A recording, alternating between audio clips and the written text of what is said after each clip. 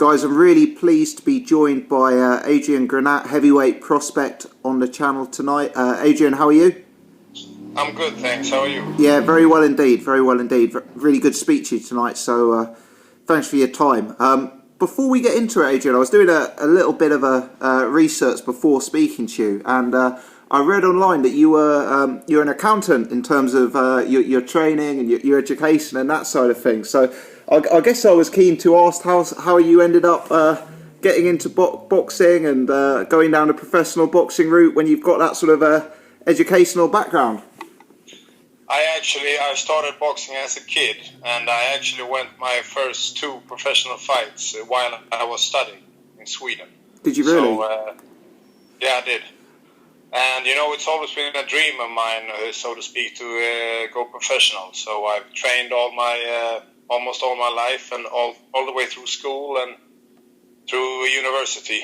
So yeah. And was the sort of accountancy side of things, was that like a fallback option in case the boxing didn't progress in the way you were hoping it would? Again, please, I didn't really hear you. Okay, so was the in terms of studying accountancy, was that a sort of second option? If you needed something to fall back on. Yeah, maybe a little bit, but I wasn't seeing the future of professional boxing when I was fighting in Sweden. I didn't see a way to earn a living, so to speak. So I was studying and just going through what I was going to do anyway. And I like accounting, so yeah. Understood. Makes sense. And where we are today, as I understand it, your current record is 13-0 with 12 knockouts. Obviously, I'm based in the UK, and the UK fans will probably be aware because you've knocked out a few of our fighters in the heavyweight division over the past few years. But who are out of the opponents you've been in with? Who would you say are the most recognisable names out of the current opponents you've faced? Well, first off, I've fought some journeyman level guys. Yeah. And the first that comes to mind, because you're from the UK, is Michael Sprott. Yes. And then I've fought Konstantin Irish and Sami Kutagic, and another one, Donald Wilson, and the tall guy from Russia, Orlov. Evgeny Orlov, I think. Yes. And also Danny Williams as well, yeah. That's right. Danny Williams also. Great stuff. And I watched a few of the fights. I watched. It was funny, I actually watched the Danny Williams fight, before we spoke today. But it looked like you had, I think you got him out of there in the second round. So have you had a fight so far in your professional career where you've had to dig in and you've been in a close fight, or has it all been relatively straightforward work for you so far in your pro career?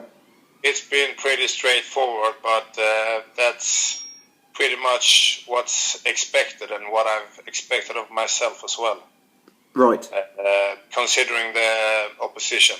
Even though, not to talk down myself or anything, but I've made some pretty good work of journeyman level guys, so to speak. Definitely, yeah. I mean, I was looking through the record, and none of them are lasting very long. You're getting them out of there very quickly. When you fight somebody, a journeyman or someone of that level, do you like to finish the fight as soon as you can? Do you like to win by knockout, or is there an inclination to try and get some rounds under your belt? No, I'm trying to go for the knockouts. It's the same. It doesn't really have to matter if they're a journeyman or not. It's the same in sparring. It's the same in a fight. I try to be as aggressive as I can without being stupid, so to speak. So I try to be aggressive. I try to come forward when and try to finish the fight. Understood. Certainly makes sense. And in terms of your, you've obviously talked about the level of opposition you've been in with. What sort of opponents are you looking at maybe towards the end of this year, perhaps going into next year? Are you maybe looking to take on a new breed, different level of opposition? I would like to step up, maybe fight another prospect, or just step up in class, a gatekeeper, so to speak. But that's just what I want. Sometimes it's hard to make a fight, and sometimes it's it's a business of boxing that gets in the way, so to speak. But my hopes are high that this year I can get a recognizable name or another prospect. That's what the goal is. Absolutely. And I do note that there are a few very live Scandinavian prospects at present in the heavyweight division. You've got, obviously, Otto Wallin. I know Robert Helenius suffered a big loss recently, but obviously he's going to be looking at making a comeback. What are your thoughts on those sort of guys? Are those fights that you're interested in? Those are fights I could take tomorrow. But, really? Yeah. But we tried. I don't know how hard we tried, but we tried to make the Wallin fight almost a year ago. But it wasn't the right time for him or for whatever. I don't really know. But it's probably going to happen in the future sometime. And the fight with Helenius, I don't think we tried to make it, nor they. But I'll be up for that fight. Good to hear, definitely. And I understand that outside of the the professional fights, you've done some very, very high level sparring. I actually saw some footage of you sparring online with Christian Hamer, and I also heard that you were sparring with Vladimir Klitschko before his fight with Tyson Fury, and also Alexander Povetkin as well. So how have you dealt with it when you've kind of been sparring against that sort of level of opposition? At least with Klitschko and Povetkin, that's been like a fight for me. I've viewed those days in sparring as a fight, and it's been a great learning experience from both of those two camps. Just seeing guys at that level, how they are in sparring and how they train a little bit, and how their mental approach is, and it's been a learning experience, and also a kind of a confidence booster, because I've done pretty good against both in sparring. Yeah, I mean, I can imagine it must be a massive confidence boost to hold your own, because they're certainly two of the top names in the sport. I mean, do you think they're bringing you in because of your height and your style? Is it that you could potentially be used to replicate a Tyson Fury and a Deontay Wilder? I don't really know exactly the reason, but I think they, especially for my size and maybe for my strength, I actually knew Jonathan Banks beforehand. And I sparred with Dillian White, also one of your fighters, and that's where I got to know him a little bit. Oh, makes sense, yeah. He liked what he saw, and he wanted me at the Klitschko camp. Great stuff. And Dillian White's got a very big fight in the UK this weekend, actually, against David Allen. So that's one we're looking forward to over here. But how do you rate Dillian White, having done a bit of work with him? Well, he's pretty... I don't know, really. I think he's pretty good. But I don't consider him as a top-level guy. Okay. He's pretty good. That's interesting to hear. So, in terms of why he's not top-level, is there a particular sort of area or skill that he's maybe missing that he needs to improve on, do you think, to get there? I mean, it's like that for everybody. If you train hard enough and if you work hard, you can probably be great at most things. So that applies to him as well. But just train hard. I don't really know. I mean, it's hard for me to say exactly what he's going to do to get to the top level. But on the other hand, I don't consider myself as a top guy either. So. It's probably, he's not had the record, he's not fought the guys, it's a lot of things that are fitted in as in being considered as a top guy. Of course, of course. And what sort of things have you learnt when you've been sparring with Klitschko or Povetkin? Have you picked up any tips or any adjustments you're going to make to your game off the back of that? Yeah, I mean, not directly like, oh, I'm gonna do this, I'm gonna do that, but like maybe subconsciously, I'm just looking, learning, and changing little things and applying it to my style and how I fight. You know, and especially when I was at the Klitschko camp, I felt the discipline. That's something I liked. That you got to work even harder than I thought when I went there. And that's good to learn. Of course. Do you think you'll go back out to do more work with Vladimir ahead of the second fight with Tyson Fury? I would like to, but we'll see how it fits with my own schedule. Of course. Do you actually have a date confirmed for your next fight? We're looking at December to make our own event here in Hamburg, and opponent is not. We don't have any opponent yet. I see. Yeah. Okay. So, are you kind of ticking over in the gym now and keeping yourself busy, but not launching full training camp just yet? Yeah, I normally have like 1-2 weeks after the fight. I take it easy. Otherwise, I'm in training. But now I'm not training like for a fight. I'm not doing so much boxing. I'm focusing on other things to get me stronger or faster or get a better condition on whatnot. Okay, so at this stage of your career, obviously you're unbeaten, you're a prospect moving towards contender status.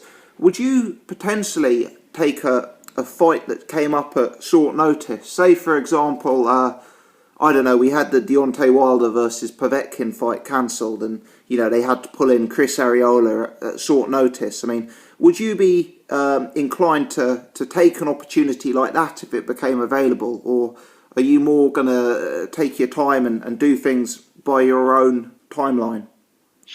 I mean, it's hard to say. It would depend on the opportunity. I cannot say I would take any opportunity at any time. But I would definitely consider taking an opportunity like that if I had not all odds against me, so to speak. Like I had trained before I was in training, or you know what I mean. If I was coming straight out of a 6 months layoff, I wouldn't take it. Of course, yeah. But if some of the conditions were all right, I would probably do it. Understood. That's the thing in boxing. Sometimes it's the timing, and you just gotta take the opportunity. So for sure, I would be up for the task. And if you have a look at the heavyweight division currently, it's interesting. Obviously, you've got the names at the very top of the sport, the likes of Fury and Klitschko and Povetkin and Wilder, which we've already discussed. There's quite an interesting set of fighters at that European title level now. I know there's guys like Johan De Par, Derek Chisora, David Price, Robert Helenius, obviously. I mean, is that the kind of mix of names, those sort of fighters that you could see yourself maybe moving up to mix it up with next year, perhaps? Yeah, for sure. I love to compete, so I wouldn't hesitate to challenge any of those guys. So, for sure. Is the European title something that would appeal in terms of a route to go down for yourself? Sure. I mean, it's hard to aim at the top straight away, But sometimes to go a little bit step by step. So, if I was going to go fight, jump in a world title fight, I wouldn't be maybe as ready. I would get some of these guys and beat them, and then step up at a world title. Yeah, and obviously there's a few different world champions out there. A lot of fans have different opinions on who the top fighters are in the sport. What's your take on who's the king of the heavyweight division at present? Well, at present it's Tyson Fury, because he beat the man who beat the man who beat the man. So it's hard to argue against it. But on the other hand, the top guys, Fury, Klitschko, and Wilder, and I would consider Ortiz and Joshua also a mix, and Povetkin I think also as the top in the top 10. Yeah, it's interesting you mention Ortiz actually, because he's probably known as one of the most avoided fighters out there. But I read that you had potentially considered a challenge against Ortiz at some point in the past. Is there much truth in that? I mean, if you would ask me if I would fight him, I would say yes. So that's as much as truth. I can't really remember when I was asked the question or not. But Okay. if you would ask me, sure, I will fight him. Do you see any weaknesses in his game that you could potentially exploit, or you're not totally sold on him as a fighter just yet, perhaps? You know, if I'm not looking at him or anyone else like a weak or as the reason that I want to fight them. I would like to challenge myself, and I view him as a good fighter. That's why I would like to fight him, not because I view him as a weak fighter. Of course, you're kind of aiming for the top. It's the same with all the. That's why I would like to step up in class, because I want to see how good I am myself. It's not because I think they're weak or whatever. I don't see so many holes in Ortiz's game, but I would fight him anyway. That's a refreshing attitude. It's interesting when you speak to boxers, there's a lot of different motivators out there. Some people, it's all about winning the world title. Some people, it's all about the legacy. Some people, it's all about the money. For yourself, what do you kind of view as your motivator? What's your biggest drive to compete in this sport? Well, all of those things you said, of course, winning a world title or making money motivates me. But the biggest motivator is the competitiveness, to challenge myself and the everyday of it.